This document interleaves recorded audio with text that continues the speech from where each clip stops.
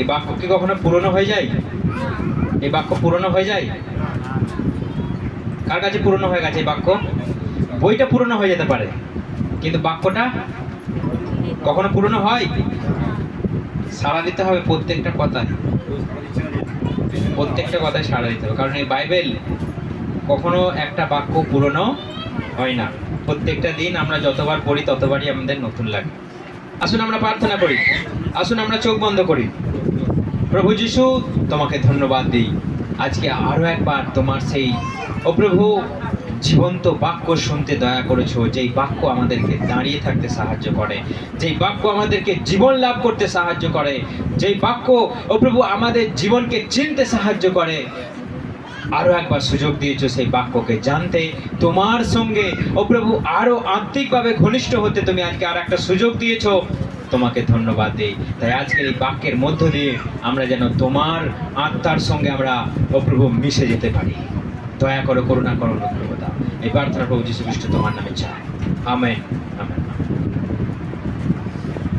ঠিক আছে, আমরা পড়ি যেরমিয় 17 অধ্যায় 10 থেকে, কেউ যেন জোরে জোরে পড়ি। আমি প্রভু পরমেশ্বর অনুসন্ধান করি মানুষের মন, যাচাই করি প্রতিটি হৃদয়, তার জীবন যাপনের ধারা অনুযায়ী তার কর্ম অনুযায়ী ফল দিই তাকে। ঠিক আছে, ঠিক আছে, আমরা আরেকবার রিপিট করি, সবাই মন দিয়ে আমরা শুনি এটা।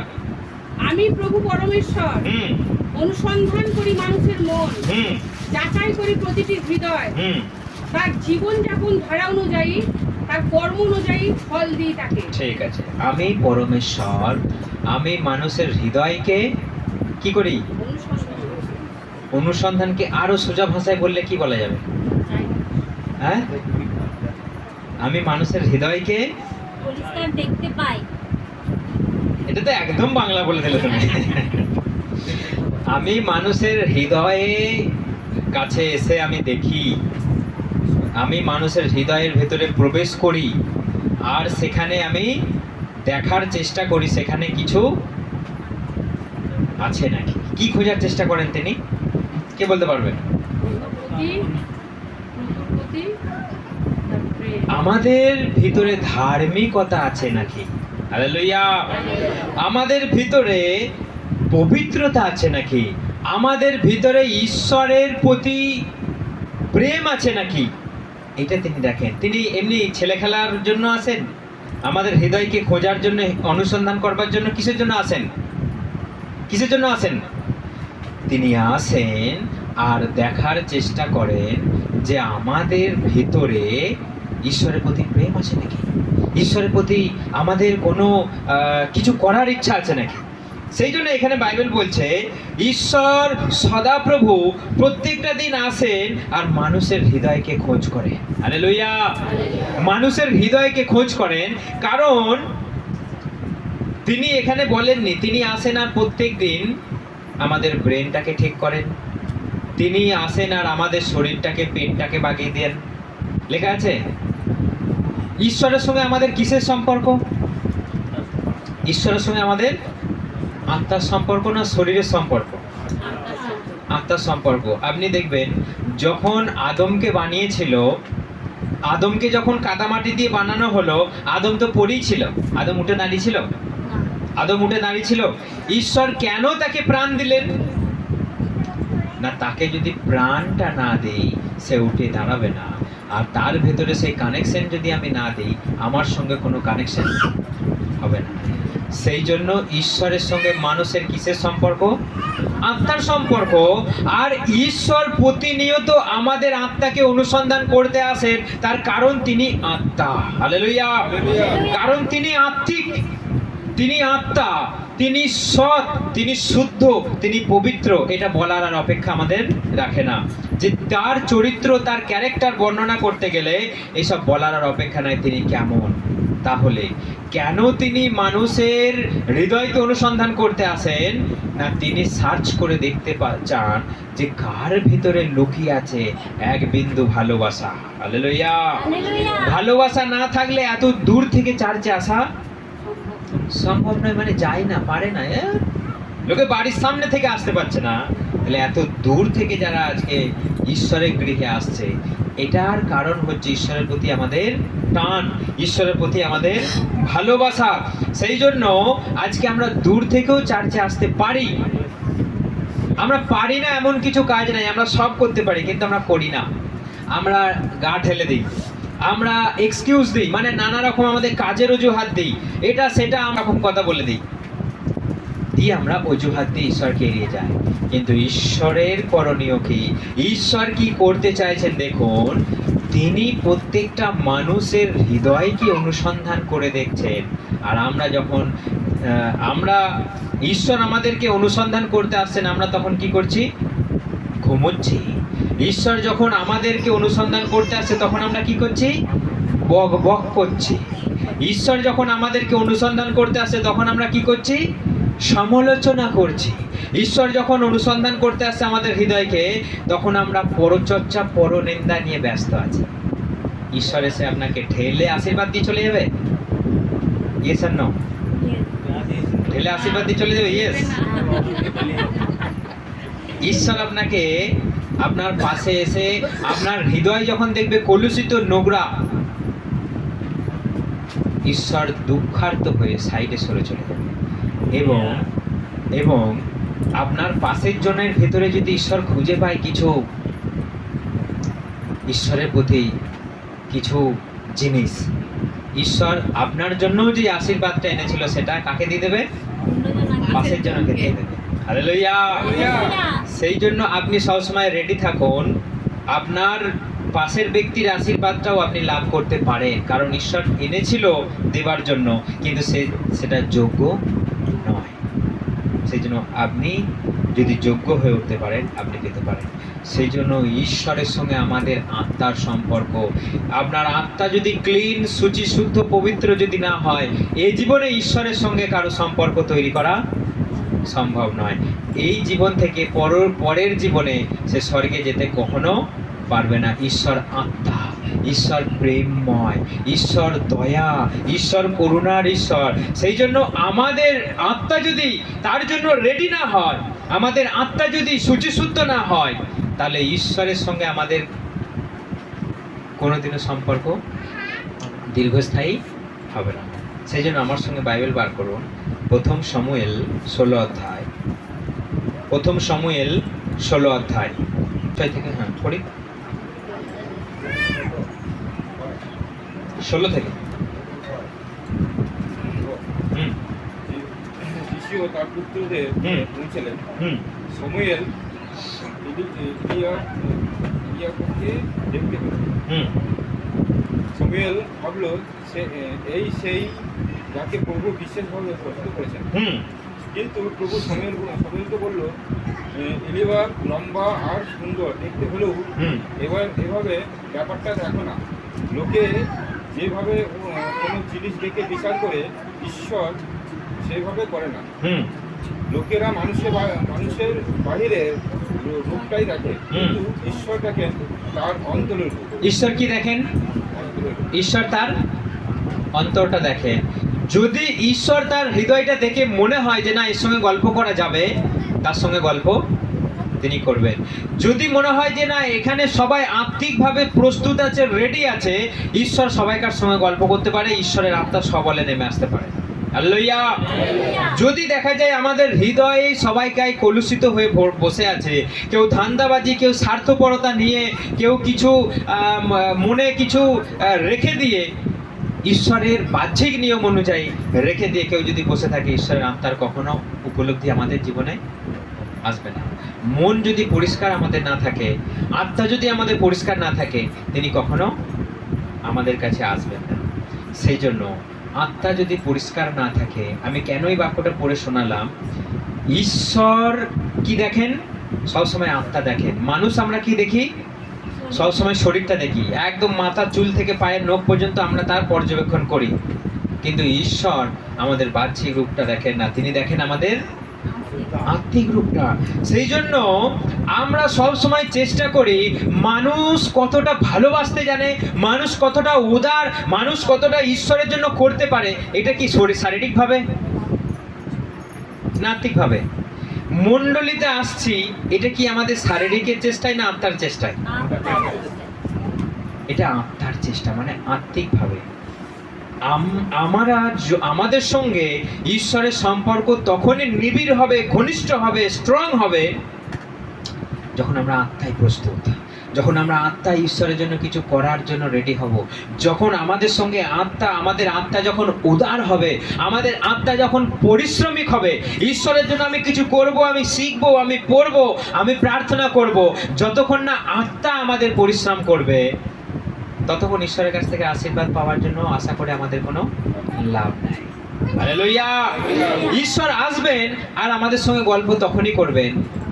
আমরা দেখেছিলাম ঈশ্বর যখন আদমকে বানিয়েছিলেন, আদমের কাছে ঈশ্বর আসতেন আর গল্প করতেন। ঈশ্বর রীতিমতো আদমের কাছে সেই বাগানে আসতেন আর আদমের সঙ্গে কথা বলতেন। কখন? বিকেলে, সন্ধ্যের দিকে। কোন পরিস্থিতিতে? তখন আদম হাওয়া পবিত্র ছিল।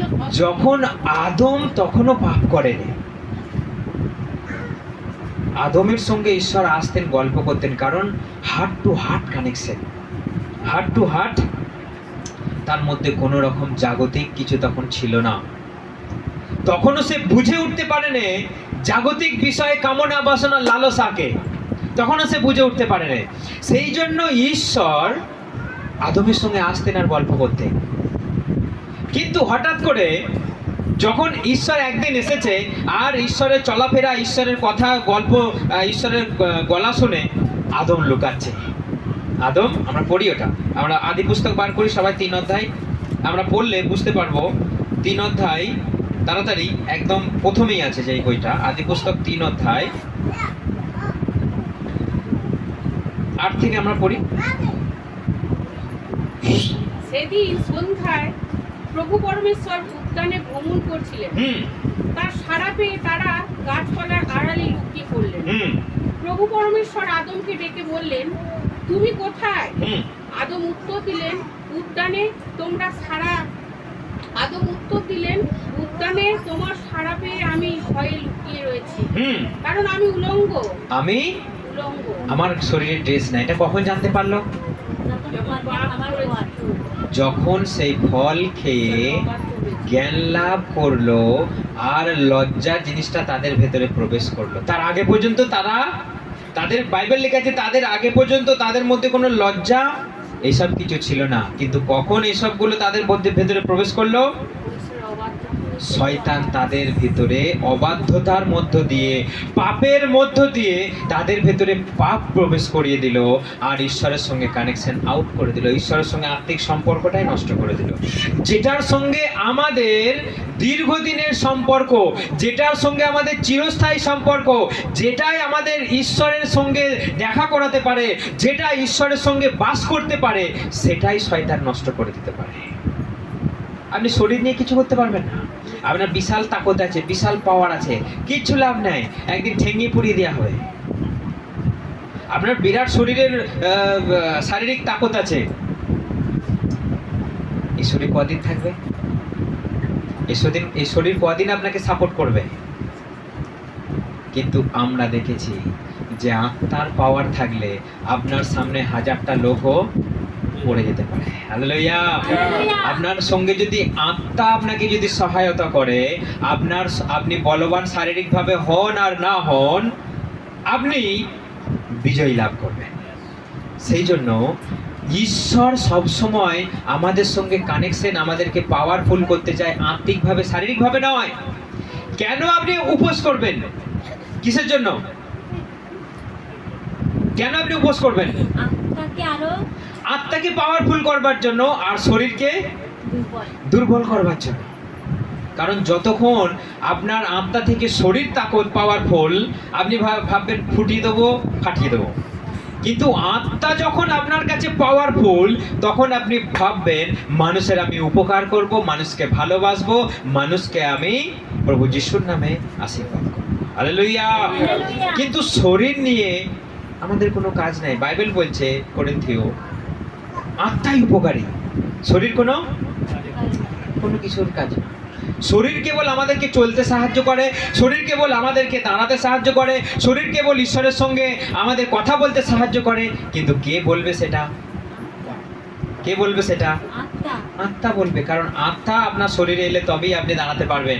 আত্মা আপনার শরীর থেকে আউট হয়ে গেলে আপনি খেল খতম, গায়া কামছে।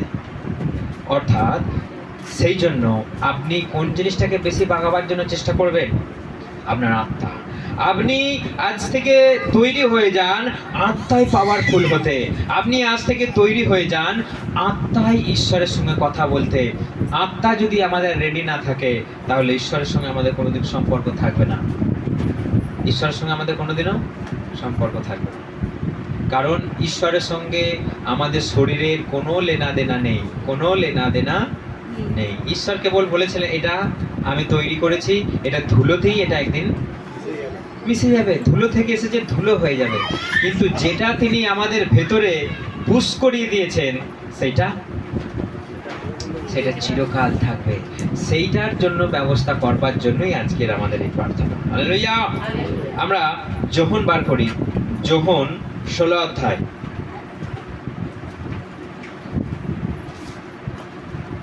আচ্ছা, আমরা প্রথম করিন্থীয় পড়ি, তারপর আমরা যোহন 16 অধ্যায় বার করব। প্রথম করিন্থীয় 2 অধ্যায় পড়ি, 2 অধ্যায় 16 থেকে 10 থেকে পড়ি।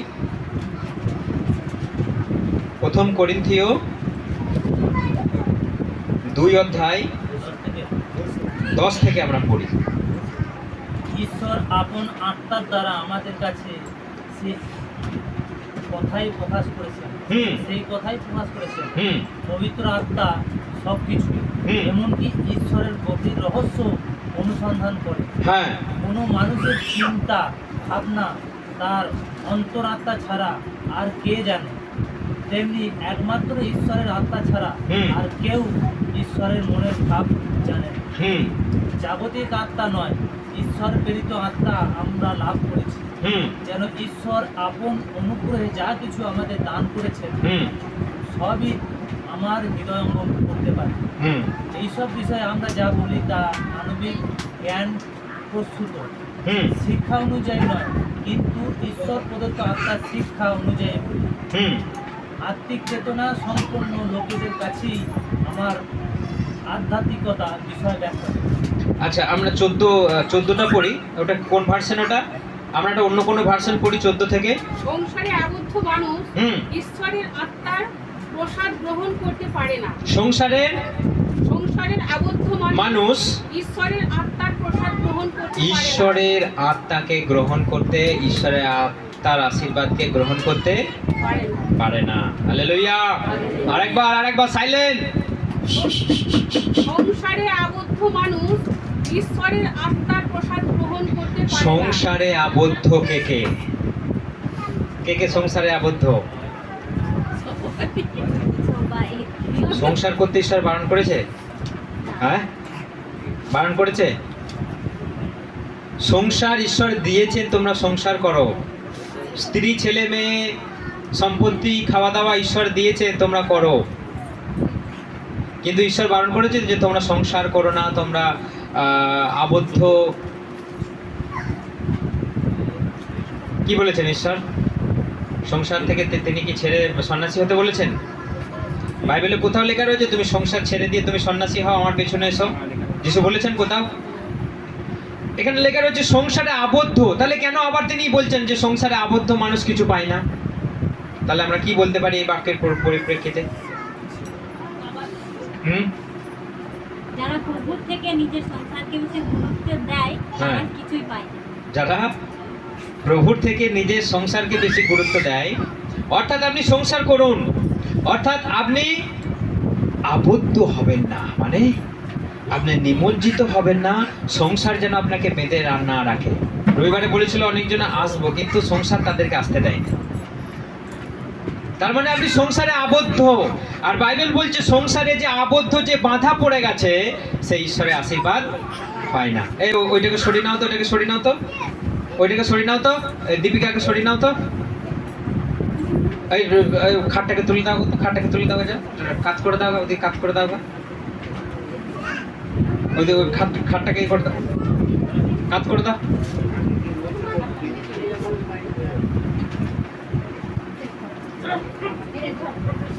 ওটাকে কাজ করে দাও। চুপচাপ বসে থাক। লজেস দেওয়া হলে চুপচাপ বসে থাকতে পারছে না। খাল্লা বাচ্চার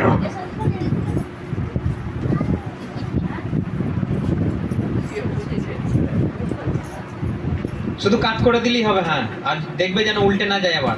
ভালো করে শক্ত করে সাইড করে দাও।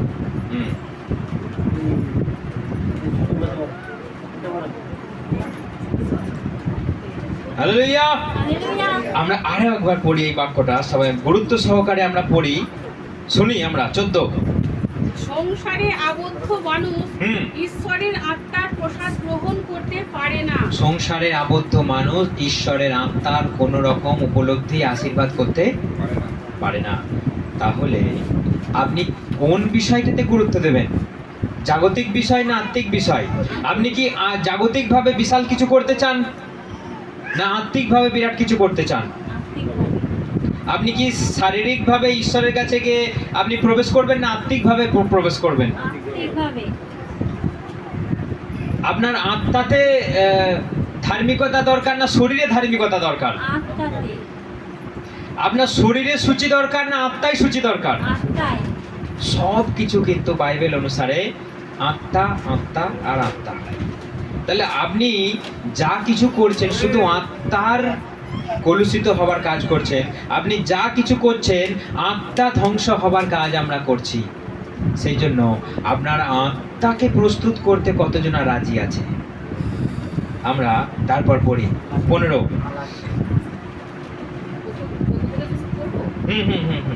সংসারে আবদ্ধ মানুষ ঈশ্বরের আত্মার প্রসাদ গ্রহণ করতে পারে না, কারণ তার বিবেচনায় এসবই মূর্খতা। সে এ কথা বুঝতেও পারে না, কারণ আত্মাধিকভাবেই তার বিচার বিশ্লেষণ করতে। আমরা আরেকবার 15টা পড়ি, রিপিট করি ভালো করে। তিনি আত্মাধিক চেতনা শাসনপূর্ণ ব্যক্তি, তিনি সবকিছুই বিচার করেন।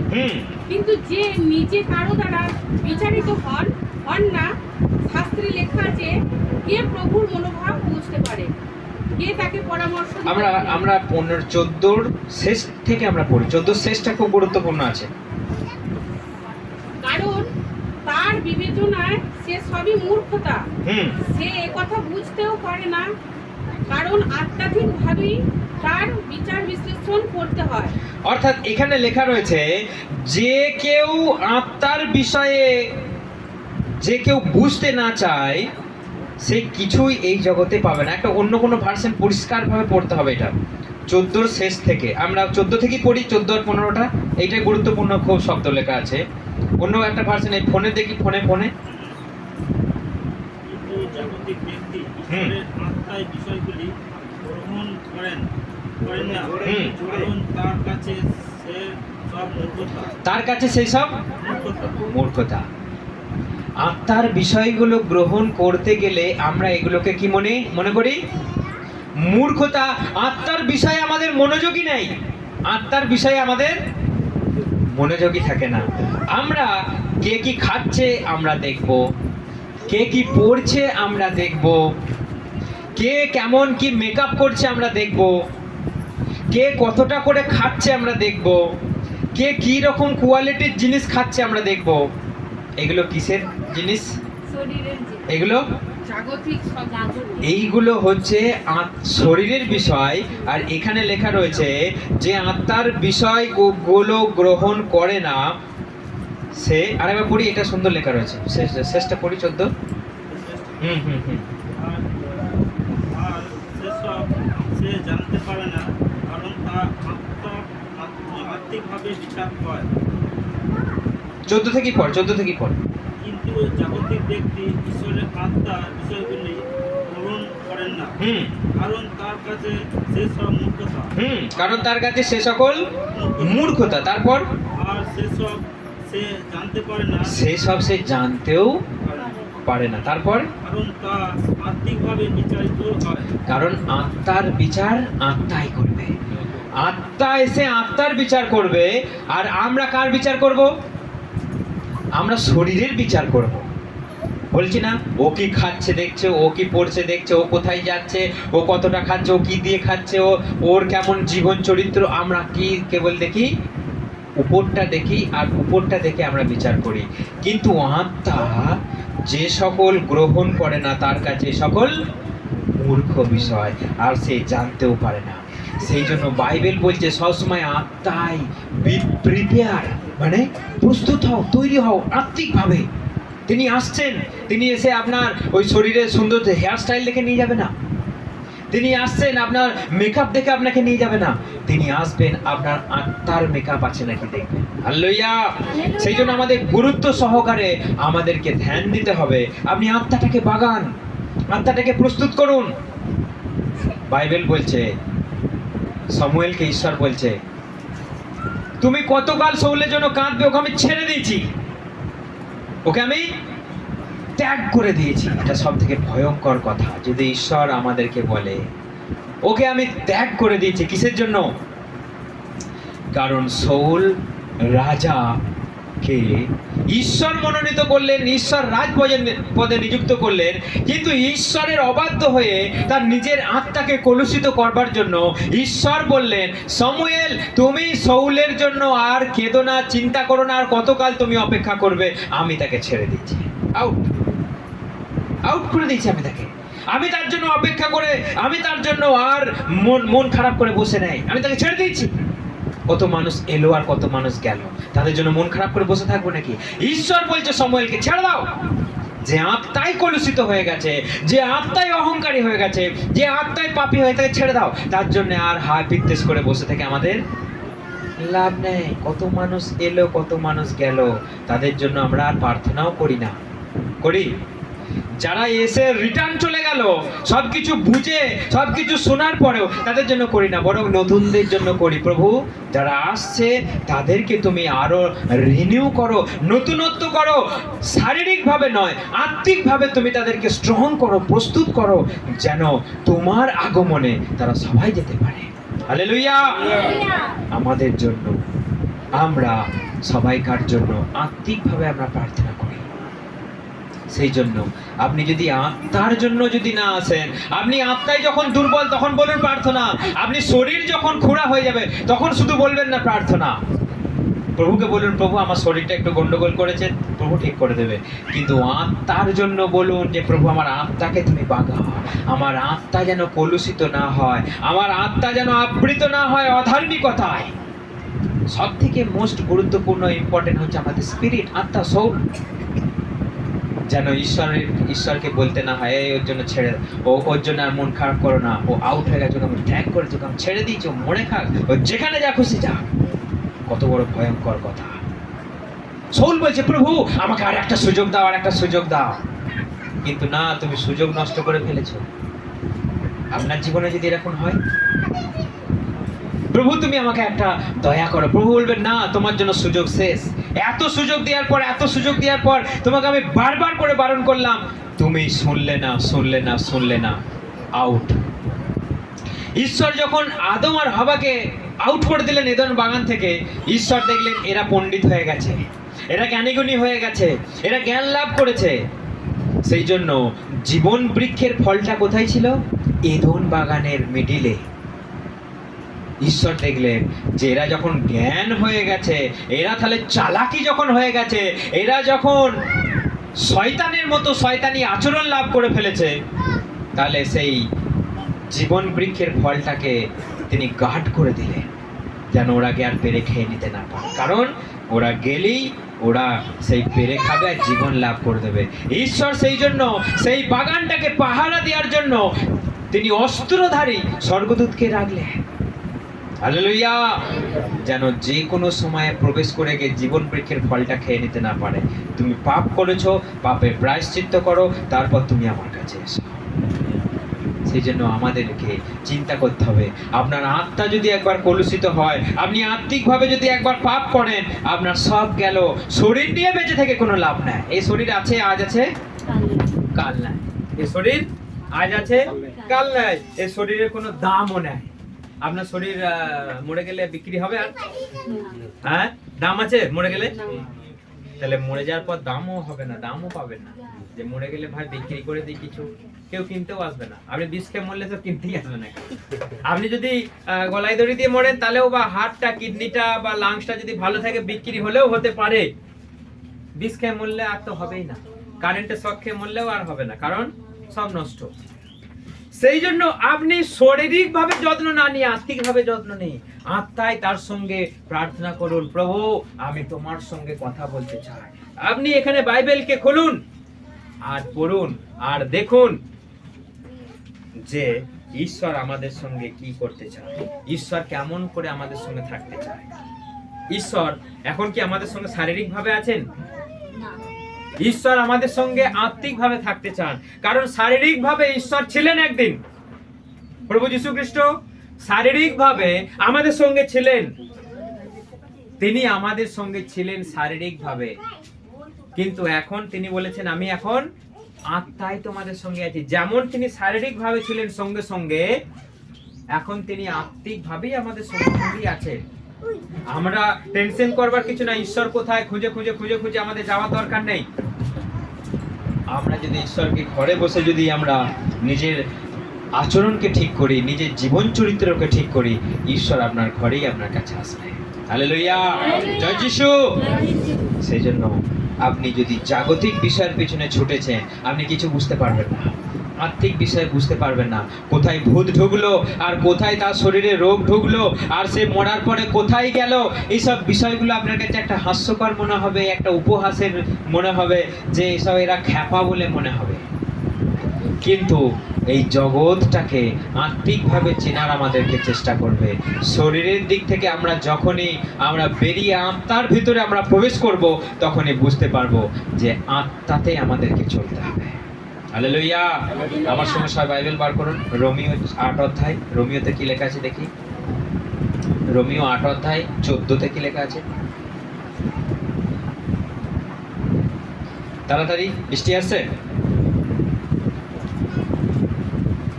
যারা ঈশ্বরের আত্মা দ্বারা পরিচালিত তারাই ঈশ্বরের সন্তান। তারা ঈশ্বরের সন্তান। কেন শারীরিকভাবে ঈশ্বরের সন্তান নয়? এখানে আরেকবার পড়ো। যারা ঈশ্বরের আত্মার দ্বারা পরিচালিত তারাই ঈশ্বরের সন্তান। যারা ঈশ্বরের আত্মা দ্বারা পরিচালিত তারা ঈশ্বরের সন্তান। আর যারা বডি দেখিয়ে ঘুরে বেড়ায় তারা কি? যারা বডি দেখিয়ে ঘুরে বেড়ায় তারা, যারা যারা সিনেমা আর্টিস্ট, যারা হিরোগিরি করে তারা এই জগতে আজকে দেখবেন বডি নিয়ে ঘুরে বেড়াচ্ছে, আর কিছু বছর পর দেখবেন বডির জন্য লজ্জায় আর বেরোতে পারছে না। সত্যি কথা এটা।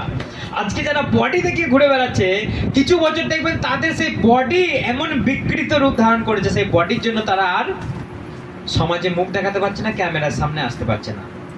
সেই জন্য আপনার আত্মা যদি স্ট্রং হয়, আপনাকে ঈশ্বর চিরকাল ইয়াং করে ধরে রাখবে। হালেলুয়া। আপনার ভিতরটা যদি ঠিক হয়, ঈশ্বর আপনাকে ধরে রাখবে, আপনাকে আর লুকিয়ে বেড়াতে হবে না, আপনাকে পালিয়ে বেড়াতে হবে না। সেই জন্য বডি দেখিয়ে লাভ নেই। যারা জাগতিকভাবে যারা বডি বাগায়, যারা দেখাবার জন্য, আমরা শারীরিক সুস্থতার জন্য আমরা বডি বাগাতে পারি, কিন্তু দেখাবার জন্য যারা বডি বাগাতে যায়, দেখবেন কিছু বছর পর তাদেরকে বডি ছেড়ে দিয়ে পালিয়ে গেছে, বডি আর নেই, বডি আর নেই। সেই জন্য আপনি বডি বাগাবেন না, আপনার আত্মাকে বাগাবেন। কোনটা বাগাবেন? শরীর বাগাবেন না আত্মাকে বাগাবেন? না, শরীরটা বাগাই সবাই। তাহলে আপনি ধুলো থেকে এসেছেন, ধুলোতেই মিশে যাবেন, আর উপরের দিকে ঘুরেও তাকাবার জন্য চেষ্টা করবেন না। সেই জন্য আমাদেরকে আত্মায় চলতে হবে। ঈশ্বর দাউদকে মনোনীত করলেন কেন? ঈশ্বর দাউদকে ছোটবেলায় রাজপদে অভিষেক করলেন কেন? কারণ তার আত্মা, তিনি আত্মিকভাবে তাকে দেখেছিলেন, শারীরিকভাবে নয়। তিনি শারীরিকভাবে তাকে দেখেননি, আত্মিকভাবে তাকে দেখেছিলেন। তার দাদারা তার থেকে অনেক বড় বড় লম্বা চওড়া ছিল, কিন্তু তারা আত্মিকভাবে প্রস্তুত ছিল না। কিন্তু দাউদ আত্মিকভাবে প্রস্তুত ছিলেন, সেই জন্য তাকে ছোটবেলায় তাকে রাজপদে অভিষেক করলেন। হালেলুয়া। তাহলে আপনার আত্মা যদি স্ট্রং হয়, আপনি যে কোনো পরিস্থিতিতে, যে কোনো জায়গায় আপনি কিন্তু বিজয় লাভ করতে পারেন। হালেলুয়া। সেই জন্য আমাদেরকে একটা জিনিস চিন্তা করতে হবে, যে যারা আমরা জাগতিকভাবে ঘুরে বেড়াই, জাগতিকভাবে আমরা চিন্তা করে বেড়াই, তাদের জন্য এখন সেই বাক্য আমরা বার করব। এটাই লাস্ট বাক্য। আমার সঙ্গে সবাই উপদেশক বার করি। গীত সংগীতা পরে আছে উপদেশক, খুব গুরুত্বপূর্ণ এই বাক্য। হিতোপদেশের পরে আছে উপদেশক বলে একটা বই, উপদেশক 12 অধ্যায় আমরা বার করি, চলতি ভাষায় একদম সুন্দর করে আমরা পড়ি। 11 আর 12 পড়বো, 11 আমরা 9 থেকে পড়বো, আর 12 অধ্যায় 1 থেকে পড়বো। আগে প্রথমে 11 অধ্যায় 9টা পড়ি। তাড়াতাড়ি। হে তরুণ, জীবনের এই নবীন মনটিকে সেলাই করো না নষ্ট, বরং তোমার বিচার বিবেচনার আলোতে পথ চলো। মনে রেখো, তুমি যাই করো না কেন, ঈশ্বর করবেন তার বিচার। তোমার মনকে উদ্বেগ করো না, ভারাক্রান্ত সুস্থ সরল রেখো। মনে তোমার দেহে যেন যৌবন বেশি দিনের নয়। আচ্ছা আচ্ছা, ওইটা চলবে না, ওটা চলবে না, আমরা অন্য একটা ভার্সন পড়ি। 11 অধ্যায় 9টা পড়ো। যতক্ষণ তোমার যৌবন আছে ততক্ষণ তা উপভোগ করো, সুখে থাকো, তোমার প্রাণ যা চাই তাই করো। কিন্তু মনে রেখো, ঈশ্বর তোমার সব কাজের বিচার করবেন। ঈশ্বর তোমার সব কাজের বিচার করবেন। তারপর ক্রোধ দ্বারা পরিচালিত হয় না, তোমার দেহকে কোনো মন্দ কাজ করতে দিও না। যৌবন এবং ইচ্ছা কোনো কাজে লাগে না। হ্যাঁ হ্যাঁ হ্যাঁ হ্যাঁ, আচ্ছা ওখানে কি লেখা আছে? কোনো কাজে লাগে না, কিন্তু আরো একটা সুন্দর ভাষা আছে, ওই এখানে লেখা আছে যৌবন বেশি দিনের নয়। যৌবন বেশি নয়। দিনের জন্য নয়। আরো সুন্দর ওখানে লেখা থাকা দরকার। 10 সেই জন্য তোমার হৃদয় থেকে উদ্বেগ দূর করো, আর তোমার শরীর থেকে দুঃখ সরিয়ে ফেলো। কারণ যৌবন ও তেজ অসার। যৌবন ও তেজ অসার। এসব অসার। এই কথাটাই আমি শুনতে চাইছি, এগুলো সব অসার, কোনো কাজের নয়। আজকে আছে ঠিক আছে, এটা কদিন থাকবে? বেশি দিন থাকবে না। এগুলো সব অসার। এইগুলোকে নিয়ে তুমি মাতামাতি করো না, এইগুলোকে নিয়ে তুমি বাঁধিয়ে রাখার মতো চেষ্টা করো না। আত্মাটাকে বাঁধিয়ে রাখার মতো চেষ্টা করো, আর এই আত্মায় একদিন বাঁধিয়ে স্বর্গে রাখা হবে। অর্থাৎ আমাদের ভাষা অনুযায়ী, যে তোমার ভালো ফটো হলে তুমি বাঁধিয়ে রাখবে, আর খারাপ হলে রাখবে না। সেরকম বাঁধিয়ে রাখার মতো কাজ করো, আত্মিকভাবে বাঁধিয়ে রাখার মতো আত্মিকভাবে কাজ করো, যেন তোমার এই আত্মা স্বর্গে পৌঁছায়, ঈশ্বরের সামনে সেই আলোর সম্মুখে, সিংহাসনের সম্মুখে যেন স্থান পায়। হালেলুয়া। সেই জন্য এখানে বলছে এই সব কিছু যৌবন, এই সব কিছু আমাদের জীবন, শরীর, এই সংসার, এই সব অসার। এগুলো কিছু দিনের জন্য, তুমি সব কিছু ভোগ করো, কিন্তু বেশি দিনের জন্য নয়। এইগুলোকে নিয়ে মাতামাতি করো না, আবদ্ধ হও না। হালেলুয়া। তুমি আবদ্ধ হয়ে গেলে তুমি শেষ, খতম, তুমি জীবনে প্রবেশ করতে পারবে না। 12:1 থেকে কি লেখা আছে? মন দিয়ে পড়ি আমরা। ভুলে থেকো না স্রষ্টাকে তোমার, পরিণত বয়সে দুঃসময় ঘনালে যেন তোমাকে বলতে না হয় সব শূন্য, অসার, সব অর্থহীন। এই কথাটা আমরা মুখস্থ করতে হবে। সব কি পরিণত বয়সে যেন তোমাকে বলতে না হয় সবই শূন্য, সবই শূন্য, সবই শেষ। পরিণত বয়স মানে কি? যখন আমাদের মরার আগে যেন আমরা বলতে না হয় যা সব আমার গেল রে, সব শেষ হয়ে গেল। তখন যেন আমাকে বলতে হয়, তখন যেন আমরা বলতে পারি যে প্রভু, এখন আমি জীবনে প্রবেশ করতে যাচ্ছি, আমার কোনোটাই শেষ হয়ে যায়নি, নতুন করে পেতে যাচ্ছি। হালেলুয়া। এই গল্পটা আমাদেরকে বলতে হবে, আমি নতুন করে পেতে যাচ্ছি। রাগ কোথায় আছে? রাগ কোথায় আছে? শরীরে না আত্মায়? হ্যাঁ, তাহলে আপনার যদি রাগ আসে, তার মানে আপনার আত্মা কলুষিত। আপনার যদি হিংসা আসে, তার মানে আপনি কলুষিত। আপনি শরীরের সঙ্গে আপনি বন্ধুত্ব করতে যাচ্ছেন। যে আত্মা শরীরের সঙ্গে বন্ধু করতে যায়, তার মানে জগতের সঙ্গে বন্ধু করতে যায়, সে কলুষিত। আর যে আত্মা ঈশ্বরের সঙ্গে বন্ধুত্ব করতে চায়, তার কাছে জগৎ সবই অসার। কারণ বাইবেল বলছে এই জগতের প্রেম যার কাছে আছে, ঈশ্বরের প্রেম তার কাছে নেই। আর জগতের সুখ কেবলই দুঃখ বাড়ায়। সেই জন্য আমরা তারপর পড়ি 2 থেকে। জীবনের সেই সাহায্য চন্দ্র তারার আলো যেমন চোখে হীন ও নিষ্প্রভ হয়ে আসবে, মেঘাচ্ছন্ন হয়ে যাবে তোমার আকাশ, হুম তোমার সে বাহু এখন রক্ষা করে তোমায়, সেদিন তা হবে দুর্বল।